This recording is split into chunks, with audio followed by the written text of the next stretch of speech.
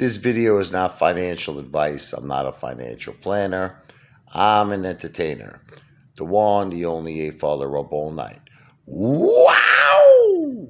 So I remember I was taking piano lessons from this amazing piano teacher. His name was John Solo. Lived out in Mill Basin in Brooklyn. And man, this guy was tough. Let me tell you, this guy was no nonsense. If you came to the lesson and you didn't practice, he would just say, you know what, man, go home.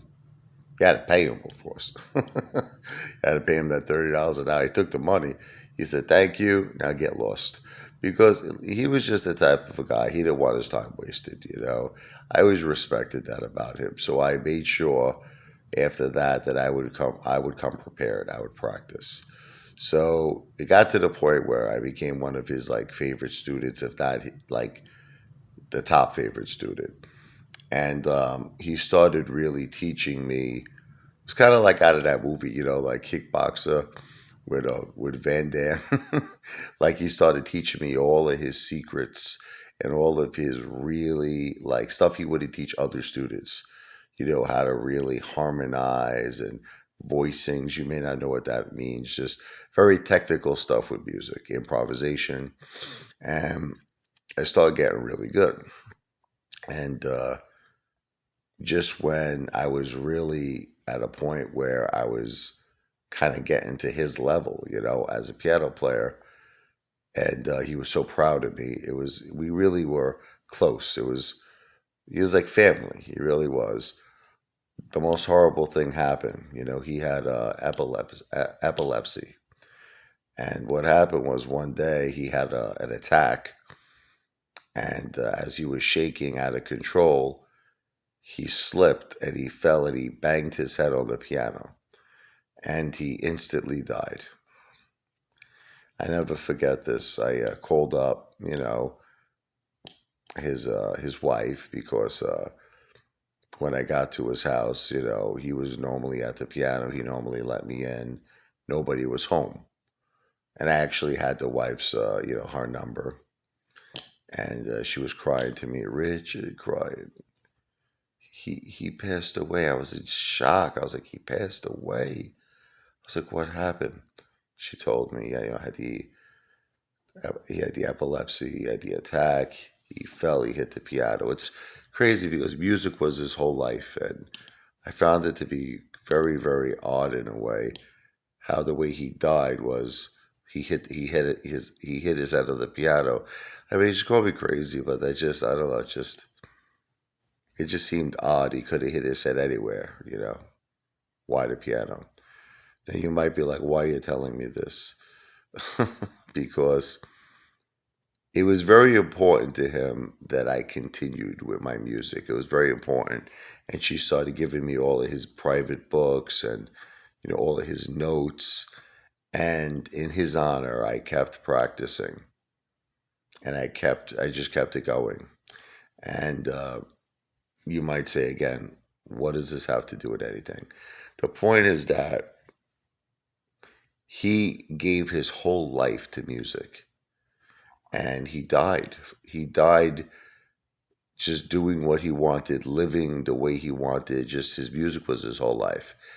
And I just felt like, what kind of a low-life piece of garbage am I that I'm not going to take his life's work, you understand, and continue to practice and to continue in his honor to learn. That's what I did. And that's kind of how I see what's happening with AMC. You think about the sacrifices that all of us have made. Same thing in GameStop. How many times do we all go, through tough times as we've been holding all this time? I know you look at me, you think I don't go through tough times, but it's killing me that I'm down 150,000. It's killing. Don't think it doesn't hurt me.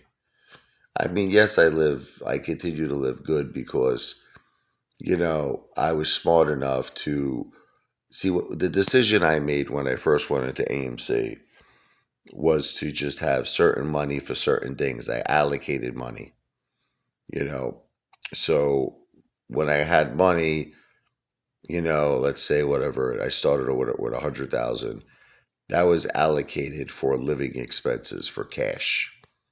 Now, obviously, I went through a lot of that money, but that's another story. There's still money left. Then I had money that I invested in AMC, which was 185,500, 3,500 shares at 53. And then I have money, which I never really discussed, but I allocate it towards gold and silver because to me, gold and silver is like a hedge against my AMC and my GameStop investment. Like, see, the way I see it, like strongman personal finance, I guess he didn't agree with this, but I saw it as, you know what? I know I have that money, that gold and that silver, and that just makes me sleep better at night. It's not that I don't believe in AMC because I do believe in AMC. It's not that I don't believe in GameStop because I 100% do. But just knowing I have some gold and silver just makes me sleep better at night. Knowing that I could hold, I could relax because I got the gold and the silver, and that's something I would suggest to all of you to do.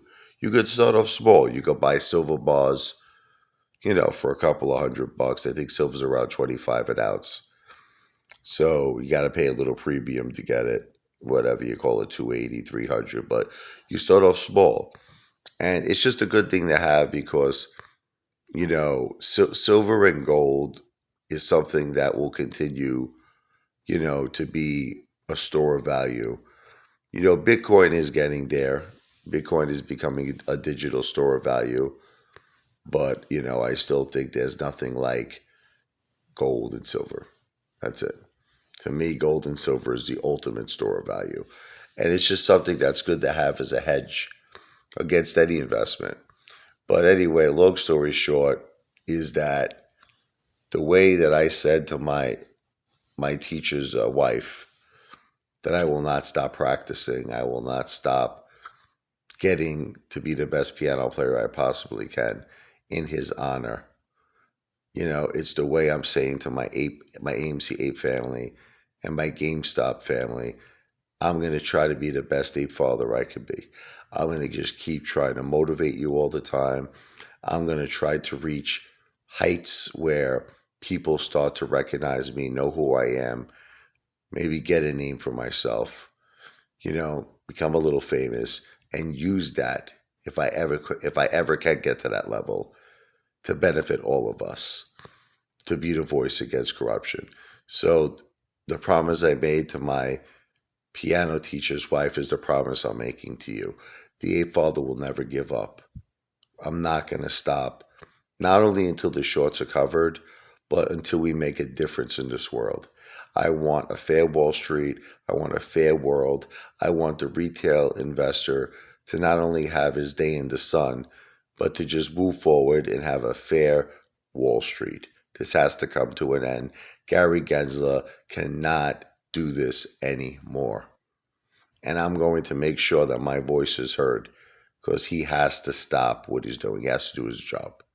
All right. And if you can't do your job, you have to step down and let someone replace you who's willing to do their job. Okay. Because this whole thing that's going on, this circle that it seems like only a few people are in, Janet Yellen, Gary Gensler, Ken Griffin, this all has to come to an end. Okay, the circle has to be broken. This has to be a fair Wall Street for all. And I will not stop until I accomplish that, until we accomplish it. AMC and GameStop to Pluto. I'm not a financial planner. I don't give financial advice. I am an entertainer.